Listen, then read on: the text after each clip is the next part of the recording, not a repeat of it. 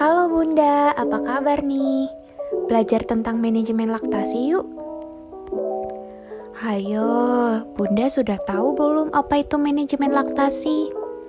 Manajemen laktasi adalah segala upaya yang dilakukan untuk menunjang keberhasilan dalam menyusui. Ruang lingkup manajemen laktasi itu dimulai dari masa kehamilan, setelah persalinan, dan masa menyusui selanjutnya.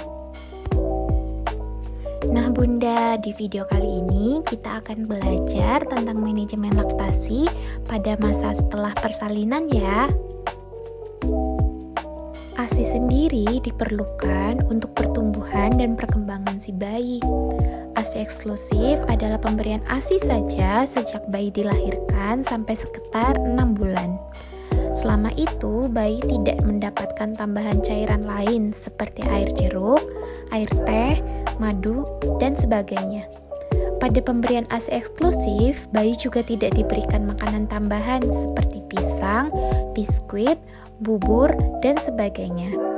ASI dapat diberikan sampai bayi berusia 2 tahun atau bahkan lebih dari 2 tahun. Ada beberapa manfaat ASI bagi bayi loh Bunda, yaitu yang pertama sebagai makanan terbaik yang dapat dicerna oleh si bayi yang sesuai dengan pencernaan si bayi. Yang kedua memberikan kekebalan tubuh alami bagi bayi dan juga dapat mencegah infeksi. Yang ketiga mencegah terjadinya alergi pada bayi karena ASI mengandung protein yang spesifik untuk melindungi bayi. Yang keempat, menunjang perkembangan rahang, gigi, dan gusi bayi karena ASI mengandung banyak kadar selenium yang melindungi dari kerusakan. Yang kelima, pertumbuhan dan perkembangan lebih optimal dan mencerdaskan otak bayi. Selain bermanfaat bagi bayi, ASI juga bermanfaat loh bagi Bunda, yaitu yang pertama memperkuat ikatan batin dan kasih sayang antara Bunda dan juga si bayi.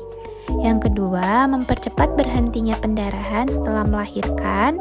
Yang ketiga, mempercepat pengembalian bentuk dan ukuran rahim. Yang keempat, menjarangkan kehamilan atau juga sebagai alat KB alami. Yang kelima, mengurangi kemungkinan terjadinya kanker payudara. Dan yang keenam, menghemat pengeluaran uang karena ASI gratis. Bagaimana sih cara menyusui yang baik dan benar? Kita pelajari satu persatu ya Bunda. Sebelum menyusui, Bunda jangan lupa cuci tangan terlebih dahulu ya. Lalu, ASI dikeluarkan sedikit dan dioleskan ke puting susu, juga ke areola sekitarnya. Hal ini bermanfaat sebagai desinfektan dan menjaga kelembutan puting susu. Jika ibu dalam posisi duduk, bayi dipegang dengan satu lengan, arah posisi telinga, tangan, dan kaki dalam satu garis lurus. Dada dan perut bayi didekatkan dengan dada dan perut ibu. Kepala bayi terletak pada area tengah lengan ibu dan bokong bayi terletak pada lengan.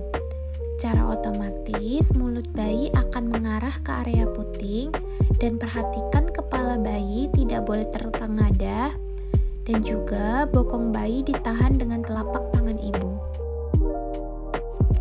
Payudara dipegang dengan ibu jari di atas dan jari lain menopang di bawah. Jangan menopang puting susu dan areolanya saja ya Bunda. Setelah bayi diberi rangsangan untuk membuka mulut, dengan cepat kepala bayi didekatkan ke payudara ibu dengan puting susu serta areola dimasukkan ke mulut bayi. Usahakan sebagian besar areola dapat masuk ke dalam mulut bayi sehingga puting susu berada di bawah langit-langit dan lidah bayi akan menekan ASI keluar. Setelah selesai menyusui, bayi disendawakan dengan tujuan untuk mengeluarkan udara dari lambung supaya bayi tidak muntah, yaitu dengan cara bayi digendong tegak dan bersandar pada bahu ibu, lalu punggung bayi ditepuk perlahan-lahan. Yang kedua, bayi tidur tengkurap di pangkuan ibu, kemudian punggungnya ditepuk perlahan-lahan. Memerah ASI diperlukan untuk merancang pengeluaran ASI pada keadaan payudara yang sangat bengkak, puting sangat lecet, atau pada bayi yang tidak dapat diberikan minum ASI karena alasan tertentu. Selain menggunakan tangan, memerah ASI dapat dilakukan menggunakan pompa ASI, baik pompa manual maupun pompa elektrik. Nah, di video kali ini kita akan belajar cara memerah ASI dengan menggunakan tangan ya Bunda.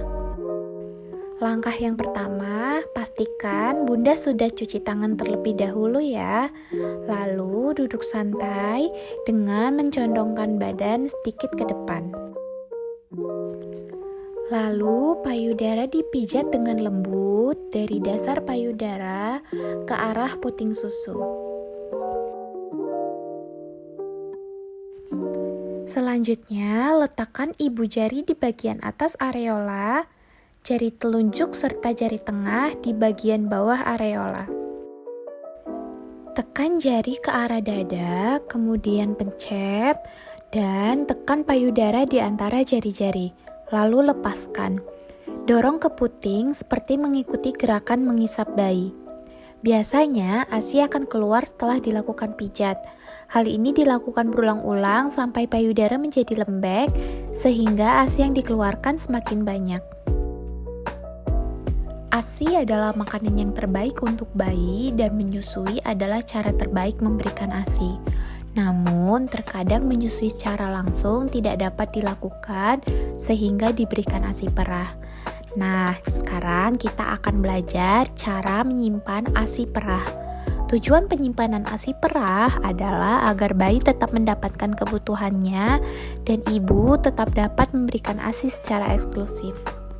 Langkah pertama, siapkan wadah plastik ASI atau botol kaca. Pastikan botol kaca sudah disteril ya Bunda. Yang kedua, lakukan pemompaan ASI. Bisa dengan tangan atau dengan menggunakan pompa ASI manual maupun yang elektrik. Selanjutnya, masukkan ASI yang telah dipompa ke dalam botol atau plastik ASI.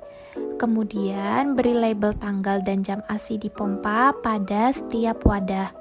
Lalu segera masukkan ke dalam kulkas atau freezer.